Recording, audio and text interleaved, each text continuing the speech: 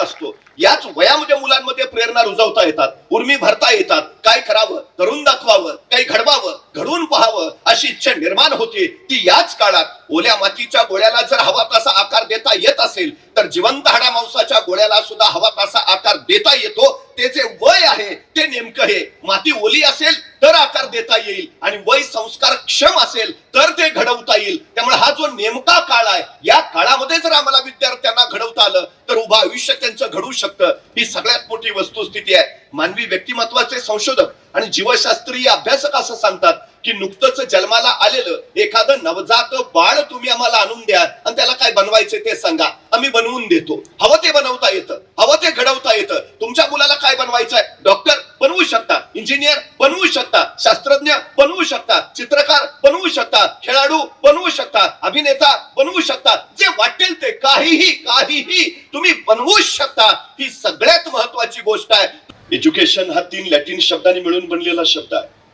एज्युकेरे, Educare आणि एज्युकेटम म्हणजे विद्यार्थ्यांमधले सुप्त गुण शोधणं, त्या सुप्त गुणांचं संवर्धन करणं आणि त्यांना योग्य व्यासपीठ मिळवून देणं. या 3 क्रिया जिथे एकत्रित घडतात त्याला एज्युकेशन असं म्हटलं जातं. खरंच आपण आपल्या विद्यार्थ्यांमधले सुप्त गुण शोधतो का, त्याचं संवर्धन करतो का आणि त्यांना योग्य व्यासपीठ देतो का, हा अलीकडच्या शिक्षण पद्धतीतला सगळ्यात मोठा प्रश्न आहे. पण मला वाटतं इथं मी मगापासून आल्यापासून पाहतो आहे, पुस्तकाच्या पानापासून सुरू झालेला अभ्यास मैदानी खेळापर्यंत येऊन टेपलाय. मग ते लेझिम असेल, झांजपथक असेल, मलखांब असेल, या सगळ्या कला क्षेत्रांमध्ये इथले विद्यार्थी खऱ्या अर्थानं घडतायत. ही सगळ्यात मोठी महत्वाची गोष्ट आहे. म्हणजे निश्चितपणे खरं शिक्षण आपण या संस्थेत देत आहात, याबद्दल खरं तर आपलं अभिनंदन आणि कौतुक करायला हवं. खरं तर असा एखादा वार्षिक पारितोषिक वितरणाचा सोहळा असेल तर कायम मला सर माझ्या महाविद्यालयाची आठवण येते. जेव्हा मी माझ्या महाविद्यालयात शिकत होतो, पक्या नावाचा माझा एक मित्र होता. एके दिवशी महाविद्यालयात गेल्यावर हा पक्या मला भेटला. म्हटलं तुला कळलं का? म्हटलं काय? म्हटलं कॉलेजमध्ये आज माझा सत्कार आहे.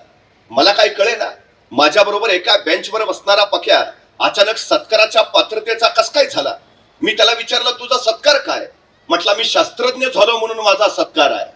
मला पुन्हा काही कळे ना, SY मध्ये शिकणारा पक्या अचानक शास्त्रज्ञ कसा झाला.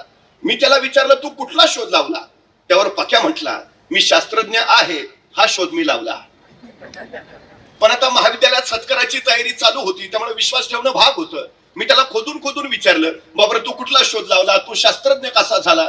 त्यावर पक्या मला म्हटला माझं नाव काय? म्हटलं पक्या. पक्याचं उलट काय? म्हटलं क्या. कॅप इंग्रजी शब्द आहे, त्याला मराठीत काय म्हणतात? म्हटलं टोपी. टोपीचं उलट काय? म्हटलं पिटो. पिटो हिंदी शब्द आहे, त्याला मराठीत काय म्हणतात? म्हटलं मारा. माराचं उलट काय? म्हटलं रामा. रामा श्रीराम ते कोण आहेत? म्हटलं देव. देवचं उलट काय? म्हटलं वदे. वदे संस्कृत शब्द आहे, त्याला मराठीत काय म्हणतात? म्हटलं बोले. बोलेचं उलट काय? म्हटलं लेबो. तर लेबो हे शास्त्रज्ञाचं नाव आहे आणि ते माझ्या नावापासून सुरू झालंय म्हणून मी शास्त्रज्ञ आहे. पण मित्र हो, हाच पक्या आज देशासाठी प्रकाश सावंत म्हणून, शास्त्रज्ञ म्हणून काम करतो आहे. ही माझ्या दृष्टीने सगळ्यात मोठी अभिमानाची गोष्ट आहे. हेच वय असतं, हाच काळ असतो. याच वयामध्ये मुलांमध्ये प्रेरणा रुजवता येतात, उर्मी भरता येतात. काय करावं, करून दाखवावं, काही घडवावं, घडवून पाहावं अशी इच्छा निर्माण होते. ती याच काळात ओल्या मातीच्या गोळ्याला जर हवा तसा आकार देता येत असेल तर जिवंत हाडा मांसाच्या गोळ्याला सुद्धा हवा तसा आकार देता येतो. ते जे वय आहे ते नेमकं हे माती ओली असेल तर आकार देता येईल आणि वय संस्कार क्षम असेल तर ते घडवता येईल. त्यामुळे हा जो नेमका काळ आहे, या काळामध्ये जर आम्हाला विद्यार्थ्यांना घडवता आलं तर उभं आयुष्य त्यांचं घडू शकतं. ही सगळ्यात मोठी वस्तुस्थिती आहे. मानवी व्यक्तिमत्वाचे संशोधक आणि जीवशास्त्रीय अभ्यासक असं सांगतात की नुकतंच जन्माला आलेलं एखादं नवजात बाळ तुम्ही आम्हाला आणून द्या आणि त्याला काय बनवायचे ते सांगा, आम्ही बनवून देतो. हवं ते बनवता येतं, हवं ते घडवता येतं. तुमच्या मुलाला काय बनवायचंय, डॉक्टर बनवू शकता, इंजिनियर बनवू शकता, शास्त्रज्ञ बनवू शकता, चित्रकार बनवू शकता, खेळाडू बनवू शकता, अभिनेता बनवू शकता. जे वाटेल ते काहीही काहीही तुम्ही बनवू शकता. ही सगळ्यात महत्वाची गोष्ट आहे. तुम्ही कुठे जन्माला आला काही फरक पडत नाही, तुम्ही करता काय आहात त्याचा फरक पडतो. तुम्ही आता काय करता काही फरक पडत नाही, तुम्ही उद्या काय करणार आहे त्याने फरक पडतो. तुमचं नाव काय काही फरक पडत नाही, तुम्ही भविष्यात कोण बनणार त्याचा फरक पडतो. लक्ष उद्याच्या भविष्यावर जर द्यायचं असेल तर आजचा वर्तमान आम्हाला घडवता आला पाहिजे. ही सगळ्यात आणि सगळ्यात महत्वाची गोष्ट आहे. पराभव पहिल्यांदा रणात होत नाही, पराभव पहिल्यांदा मनात होतो. जी माणसं मनानं पराभूत असतात रणात जिंकूच शकत नाहीत, आणि जी माणसं मनानं जिंकलेली असतात रणात पराभूतच होत नाहीत. रण कुठलंही असो, ते जिंकायचं असेल तर मन घडणं महत्वाचं, मन जिंकणं महत्वाचं. खरं तर मनासारखं या जगात दुसरं सामर्थ्यशाली काही नाही. एका कैद्याला मृत्यूदंडाची शिक्षा दिली. मृत्यूदंड देणं म्हणजे फासावर चढवणं, पण काही शास्त्रज्ञांना प्रयोग करायचे होते. त्यांनी न्यायमूर्तींना विनंती केली, या कैद्याला फासावर चढवून मृत्यूदंड देण्यापेक्षा याला विषारी सर्पाचा दंश देऊन मृत्यूदंड देऊया. न्यायमूर्तींनी संमती दिली. त्या कैद्याला त्याच दिवशी सांगितलं, परवा दिवशी सकाळी 11 वाजता तुला विषारी सर्पाचा दंश होईल आणि तुला मृत्यूदंड दिला जाईल. त्या कैद्याच्या डोक्यात 2 दिवस एकच विचार होता, मला विषारी सर्पाचा दंश होणार आणि मी मरणार. प्रत्यक्षात शिक्षेचा दिवस उजाडला. त्या कैद्याला बाहेर काढलं. अधिकारी शास्त्रज्ञ सगळे आले. शास्त्रज्ञांनी त्या कैद्याला सांगितलं, आता काही क्षणात तुला मृत्यूदंडाची शिक्षा म्हणून विषारी सर्पाचा दंश होईल आणि तू मरशील. आणि त्या कैद्याच्या डोळ्यावर पट्टी बांधली. पण प्रत्यक्षात विषारी सर्पाचा दंश करण्याच्या ऐवजी शास्त्रज्ञांनी 2 टाचण्या घेतल्या आणि त्या कैद्याला टोचल्या. झाला दंश झाला. अर्ध्या तासात त्या कैद्याच्या तोंडातून फेस बाहेर आला आणि पुढच्या 1.5 तासात त्याचं शरीर काळं निळं पडून तो मरण पावला. प्रत्यक्षात विषारी सर्पाचा दंश झाला होता का? नाही. विषारी सर्प तुम्हाला मारत नाही, तुमच्या मनातला विचार तुम्हाला मारून टाकतो. सगळ्यात महत्वाचं जर काय असेल तर तुमच्या मनातला विचार कसा आहे. तुम्ही घडता ते तुमच्या मनातल्या विचारावर घडता. जग तुम्हाला घडवत नाही, परिस्थिती तुम्हाला बदलवत नाही, तुमच्या मनातला विचार तुम्हाला घडवत असतो. या जगात दुसऱ्या कुणातही इतकं सामर्थ्य नाही की जे तुमचा पराभव करू शकतात. या जगात तुमचा पराभव फक्त तुम्हीच करू शकता. या जगात दुसरा कुणीही नाही जो तुम्हाला विजयी करू शकतो. या जगात तुम्हाला विजयी फक्त तुम्हीच करू शकता. ज्याला स्वतःच्या मनाचं सामर्थ्य कळालं, मनातल्या विचारांचं सामर्थ्य कळालं, तो घडला. ही सगळ्यात महत्वाची वस्तुस्थिती आहे. त्यामुळे जर विचार घडवायचे असतील तर संस्कार होणं महत्वाचं. संस्कार शिक्षणातून होतात आणि शिक्षण हे मानवाच्या परिवर्तनाचं सगळ्यात मोठं प्रभावी माध्यम मानलं जातं. आम्ही शाळेत का जातो? अहो, साधी ABCD मुलाला शिकवायची असेल तर त्याला आई तरी लागते, नाहीतर शिक्षक तरी लागतात. साधी ABCD सुद्धा मुलगा स्वतःहून शिकू शकत नाही. प्रत्येकाला गुरुची गरज असतेच, प्रत्येकाला शाळेची गरज असते आणि प्रत्येकाला शिक्षणाची गरज असतेच असते.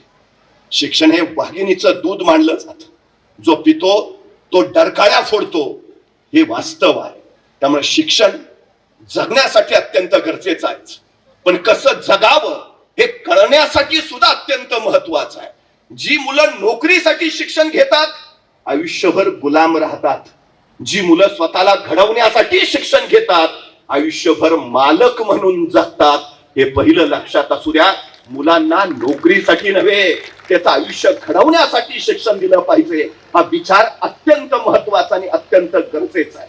सगळ्यात गरजेची गोष्ट आहे, तुम्ही काय होता याला महत्व नाही. जे हवं ते बनवू शकता, तुम्ही हवं ते बनवू शकता. इयत्ता 4थीत असताना सचिन तेंडुलकरला कळालं उत्तम क्रिकेट खेळू शकतो. त्याचे वडील रमेश तेंडुलकरांनी जोखलं, उत्तम खेळतोय, आणि वडिलांनी सांगितलं हेच कर, तू क्रिकेटच खेळ. 4थी पासून सचिन तेंडुलकर फक्त क्रिकेट खेळतोय. इयत्ता 12वीला सचिन तेंडुलकर इंग्रजीत नापास आहे, पण आज 12वीच्या इंग्रजीच्या पुस्तकात सचिन तेंडुलकर वर धडा आहे. यशाचा धडा गिरवायला एवढा धडा पुरेसा आहे. ज्या क्षेत्रात जाल झोकून द्या, झपाटून जा, समर्पित व्हा, मग सर्वोच्च यश मिळतं. जितक्या लवकर ध्येय ठरवाल तितके अधिक उंचीवर पोहोचाल. हा सगळ्यात महत्वाचा नियम आहे. बघू नंतर, ठरवू नंतर, अजून काय मुलाचं वय झालंय का, अजून त्याला कळतं का, नका या विषयात पडू. जितक्या लवकर मुलाला ध्येय द्याल तितका मुलगा तुमची उंची गाठेल. हे पहिलं सूत्र लक्षात ठेवा. बघा ना, 12 वर्षाचे शिवबाराजे, 12 वर्षाचे फक्त, आणि शहाजीराजे मासाहेब जिजाऊंनी ठरवलं थोरले पुत्र संभाजीराजे कर्नाटकात राहतील शहाजीराजांसोबत, ते तिथंच राज्य उभा करतील, आणि धाकटे शिवबाराजे मासाहेब जिजाऊंच्या सोबत पुण्यात येतील आणि ते महाराष्ट्रात राज्य उभा करतील. 12व्या वर्षी ठरल्यानुसार शिवबाराजे मासाहेब जिजाऊंच्या सोबत पुण्याकडे जायला निघाले. पुत्र निघालाय. अशा वेळी एका पित्यानं आपल्या या 12 वर्षाच्या पुत्राला जातेवेळी काय द्यावं? आमचा मुलगा जर कुठे निघाला तर आम्ही काय देतो? डबा, वेळेवर खा, फारच काळजी असेल तर आई सांगते नीट जा नीट ये. त्याहून अधिक काळजी असेल तर आई म्हणते बसमध्ये बसताना मधल्याच सीटवर बस. बाळ म्हणतं का? नाही, पुढनं कुणी ठोकलं तरी तू सुरक्षित, मागनं कुणी धडकलं तरी तू सुरक्षित. बाळा तू जगला पाहिजे. मग 12 वर्षाचे शुभाराजे निघालेत, जातेवेळी काय द्यावं पित्यानं? शहाजीराजाने आपल्या 12 वर्षाच्या पुत्राला जातेवेळी स्वप्न दिलं, ध्येय दिलं, महत्वाकांक्षा दिली. स्वतः शहाजीराजांनी संस्कृत मधून तयार केलेली मुद्रा आपल्या 12 वर्षाच्या पुत्राच्या हाती सोपवली. काय होता मुद्रेत? प्रतिपत्य चंद्र लेखावर वर्तिष्णू विश्ववंदिता शाह सुनो शिवसैषा मुद्रा भद्राय राजते. एक पिता आपल्या 12 वर्षाच्या पुत्राला सांगतोय प्रतिपदेच्या चंद्राच्या कलेप्रमाणे तुमचं राज्य वाढत जाऊ द्या आणि एक दिवस ते विश्वाला वंदनीय होऊ द्या. काय खात्री आहे, काय विश्वास आहे? शहाजीराजे असं नाही म्हटले तुम्हाला जमेल का, तुम्ही कराल का, तुमच्याच्याने होईल का? सवालच नाही, जमणारच. मी पुन्हा पुन्हा सांगतो, आमच्या पोरांच्या चुका काढण्यापेक्षा त्यांचं कौतुक करायची संधी शोधा, म्हणजे पोरं इतिहास घडवतील. सगळं जमतं हो, सगळं येतं त्याला, फक्त आम्ही जाणीव करून द्यायला हवी तू करू शकतोस. शहाजीराजांनी ते केलं. सगळ्यात महत्वाचं आहे किती वय आहे विषय तो नाही आहे, ध्येय ठरलाय स्वराज्य. 16व्या वर्षी शहाजीराजांनी स्वराज्याला शिवाजीराजाने आरंभ केला. तोरणा घेतला 1646 ला आणि समोरच महाराजांना राजगड दिसला. आता राजगड बेवसाऊ आहे, म्हणजे घेतला तर बांधला पाहिजे, बांधायचे तर पैसे पाहिजेत. होते कुठे महाराजांकडं? मग महाराज असं म्हटले का नाही, आता घेतला राजगड तर बांधला पाहिजे, बांधायचा तर फंड पाहिजेत, आहेत कुठे आपल्याकडं, मग कशाला घ्या, बघू फंड आल्यावर. थांबले का महाराज? नाही, महाराज म्हणले फंड पुढचं पुढं बघू, आता घेऊन तर टाकू. घेतला राजगड आणि त्याच वेळी तोरण्याचं काम चालू होतं. राजगड घेतला आणि तोरण्यावर महाराजांना सोन्याच्या मोहरांनी भरलेले 7 हंडे सापडले आणि त्या संपत्तीतनं महाराजांनी राजगड बांधून पूर्ण केला. महाराज सांगताय तुम्ही सुरुवात करा, जगदंबा आशीर्वाद घेऊन तुमच्या पाठीशी उभा असते. पोचतं कोण? जो सुरुवात करतो तो. जो सुरुवातच करणार नाही तो पोचेल कसा? सायंकाळच्या वेळेला मी रस्त्यानं निघालो होतो. एका डोंगराच्या पायथ्याला एक सद्ग्रस्त उभा होते. मी त्यांना विचारलं का थांबलाय? तो म्हटला नाही, डोंगरावर जायचं आहे. म्हटलं जा ना. मग नाही, अंधार आहे ना. मग मी माझ्या हातातला कंदील त्यांना दिला. म्हटलं जा आता. मी घरी निघून आलो. दुसऱ्या दिवशी पहाटे 5 वाजता मी त्याच डोंगराजवळ निघालो होतो. तो सद्ग्रस्त तिथंच डोंगराच्या पायथ्याला. त्याला मी म्हटलं अरे वा, जाऊन आला वाटतं. तो म्हटला नाही, गेलोच नाही. म्हटलं का? अंधार आहे ना. अरे म्हटलं तुला रात्री मी कंदील दिला होता ना. हो दिला होता ना, पण त्याचा उजेड फक्त माझ्या पायापुरताच पडतोय, मला किती लांब जायचं आहे. अरे भल्या माणसा, तू चालायला सुरुवात तर कर, उजेड आपोआप तुझ्या पावला बरोबर येत जाईल. शामराव पाटील शिक्षण समूहानं तुमच्या पावलापुरता प्रकाश तुम्हाला दिलाय ना. सुरुवात करा ना, अडचण काय ना. जसे जसे पुढे जाल प्रकाश सोबतीला येईल. 1670 ला मग मोगल मराठा संघर्ष प्रचंड वाढला. मोगलांची फौज लाखोची आणि महाराजांची 20,000. आता महाराज असं म्हटले का त्यांचे लाखभर, आपले 20,000, डिपॉझिट पण राहणार नाही, कशाला अर्ज भरा? थांबले का महाराज? नाही हो, ते म्हणजे 20 तर 20, सुरुवात तर करू. केली सुरुवात महाराजांनी. 1670 लाच महाराजांनी प्रबळगड जिंकला आणि प्रबळगडाची पाहणी करायला महाराज पालखीत बसून प्रबळगडावर निघाले.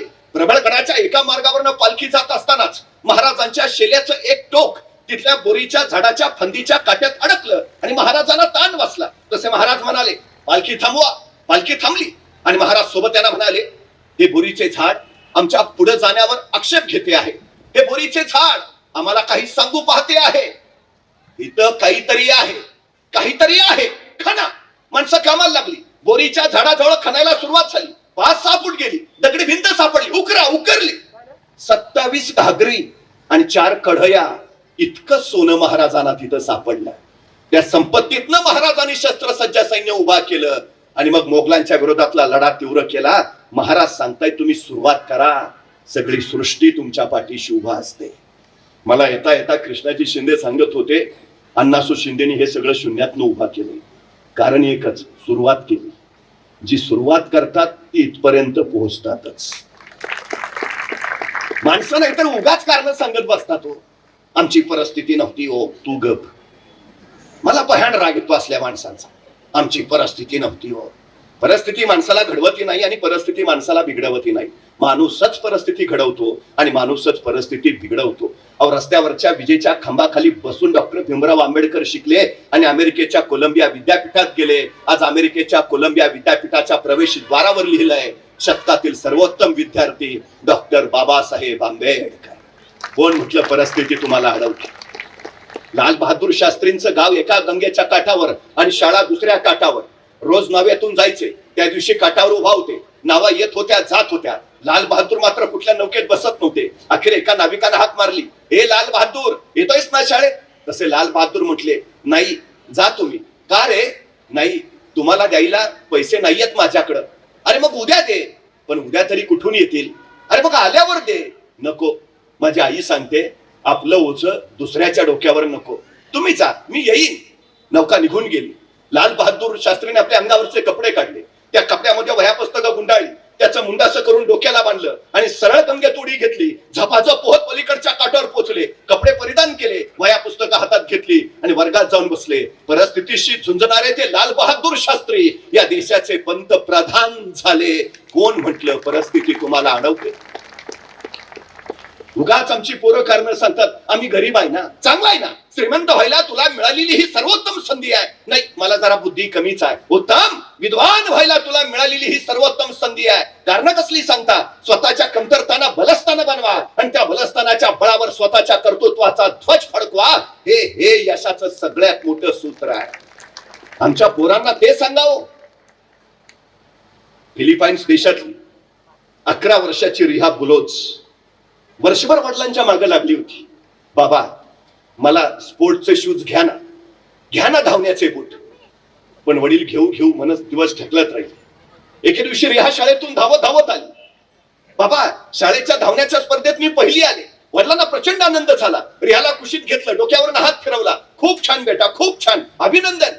तशी वडिलांच्या कुशीतनं बाजूला होत रिहा म्हणाली, पण बाबा मी आता या स्पर्धेत पहिली आली आहे ना, माझी आता राष्ट्रीय स्पर्धेसाठी निवड झाली आहे. वडिलांना आणखी आनंद झाला. खूप छान बेटा, खूप अभिनंदन. तशी ती चिमुरडी रिहा बाजूला सरत म्हणाली, बाबा आता मी राष्ट्रीय स्पर्धेत धावणार ना, मग मला स्पोर्टचे शूज लागतील. बाबा घ्या ना धावण्याचे बूट, घ्याल ना बाबा. तसे वडील आपल्या पोरीला जवळ घेत म्हणाले, घेऊया बेटा, या महिन्याचा पगार आला ना की तुला जरूर धावण्याचे बूट घेऊया. आणि ती रिहा आनंदाने उड्या मारत तिथून बाहेर गेली. दिवस गेले. आता राष्ट्रीय स्पर्धा फक्त 4 दिवसावर आली आणि त्या दिवशी चिमुरडी रिहा आपल्या वडिलांकडे आली. बाबा स्पर्धेला 4 दिवस राहिले, तुम्ही धावण्याचे बूट घेतो म्हटलेला, घ्या ना लवकर बाबा. मला 2 दिवस तरी बूट घालून सराव करायला नको का? घ्या ना बाबा, कधी घेणार? तसं वडिलांनी आपल्या पोरीला कुशीत घेतलं. गळगळ ओघटणारे अश्रू आणि फुटलेला हुंदका. आपल्या पोरीला तो बाप सांगत राहिला, घ्यायचे होते ग तुला बूट बेटा, पण या महिन्याचा पगारच नाही आला, पैसे नाही आहेत का, मला माफ कर, मी नाही घेऊ शकत बेटा, मी नाही घेऊ शकत तुला बूट. आपल्या वडिलांच्या डोळ्यातले अश्रू त्या चिमुरडीने बघितले आणि स्वतःचे अश्रू लपवत ती सरदेशी तिथून बाजूला झाली. तिला म्हणता आलं असतं, मला बूट नाहीत ना आता मी पळणार नाही, मला शूज नाहीत ना मी स्पर्धेत भागच घेणार नाही. पण त्या पोरीने असा नकारात्मक विचार नाही केला. राष्ट्रीय स्पर्धेच्या दिवशी ते मैदानावर उतर, स्पोर्टचे कपडे घातलेले आजूबाजूचे स्पर्धक आणि त्यांच्या गर्दीत ही चिमुरडी रिहा बुलोच. बघता बघता धावण्याच्या स्पर्धा घोषित झाल्या. सगळ्या स्पर्धकांबरोबर ती रांगेत उभा राहिली. अचानक तिचं लक्ष प्रत्येकाच्या पायाकडे गेलं. प्रत्येक स्पर्धकाच्या पायात धावण्याचे बूट होते. तिने स्वतःच्या पायाकडे बघितलं, अनवाणी पाय. काय वाटलं कुणास ठाऊक. क्षणभर सरखन बाजूला झाली आणि जखमेवर बांधायच्या पट्ट्या तिनं स्वतःच्या पायावर बुटासारख्या बांधल्या आणि त्याच्यावर लिहिलं NIKE, नाईके, जणू नायकीचे शूज तिनं घातलेत आणि जखमेच्या पट्ट्यांचे बूट करून ती स्पर्धकांबरोबर पळायला उभा राहिली. बघता बघता स्पर्धा सुरू झाली आणि रिहा बेभान पळत सुटली. पाय खेचकाळत होते, रक्ताळत होते, वेदना होत होत्या, पण तिला फक्त तिचं ध्येय दिसत होतं, जिंकायचंय, जिंकायचंय, फक्त जिंकायचंय. 400 मीटर, 800 मीटर, 1500 मीटर या तिन्ही धावण्याच्या स्पर्धेत ती पहिली आली. तिला 3 स्वर्ण पदक मिळाली. ती रिहा बुलोच सांगते, परफॉर्मन्स बुटात नसतो, परफॉर्मन्स डोक्यात असतो. तुमच्या पायातल्या बुटामुळे तुमच्या पायाला वेग येत नाही, तुमच्या उरातल्या जिद्दीमुळे तुमच्या पायाला वेग येतो. या चिमुरड्या 11 वर्षाच्या रिहाचा पराक्रम नायके कंपनीला कळाला. नायके कंपनीनं या रिहाला दत्तक घेतलंय. तिच्या आयुष्याचा सगळा खर्च आता नायके कंपनी करणार आहे. तुम्ही सुरुवात करा हो, सगळी सृष्टी तुमच्या पाठीशी उभा राहील.